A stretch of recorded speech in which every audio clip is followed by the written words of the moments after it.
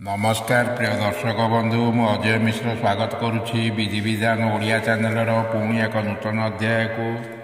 दर्शक बंधु आज ये अध्याय जानिबा दुकान रे अधिक बिक्री पाई अधिक लाभ होगापी एक शक्तिशाली मंत्र संबंध में आलोचना करिबा। दर्शक बंधु यही उपाय करने द्वारा आपण दुकान रे ग्राहक मानक संख्या आशातीत भाव बढ़ी जाती जहाँकि आपण कल्पना करें ना।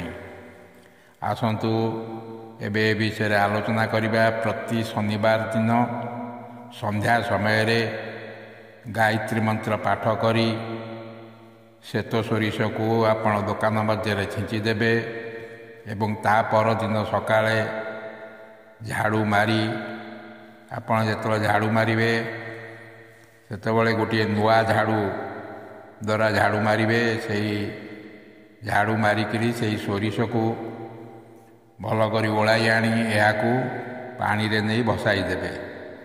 आपण यही उपाय को 7 शनिवार दिन करंतु आपणकर व्यवसाय पूर्व अपेक्षा 100 गुणा बढ़ी जीवो। आपण जो झाड़ूटी को शनिवार दिन प्रथम शनिवार दिन व्यवहार करते से झाड़ूटी को रखीदेवे।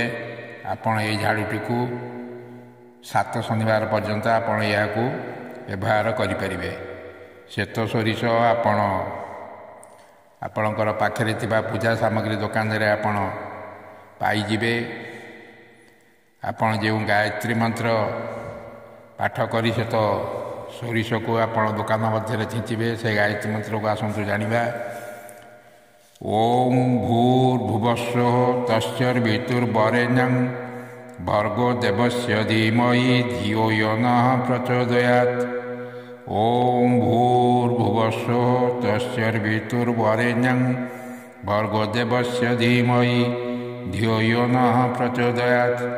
दर्शक बंधु जदि वीडियोटी आपन को भल लगी थाए तेरे चैनल को सब्सक्राइब करेंगे एवं वीडियोटी को गोटे लाइक करेंगे। रहुछि धन्यवाद, नमस्कार।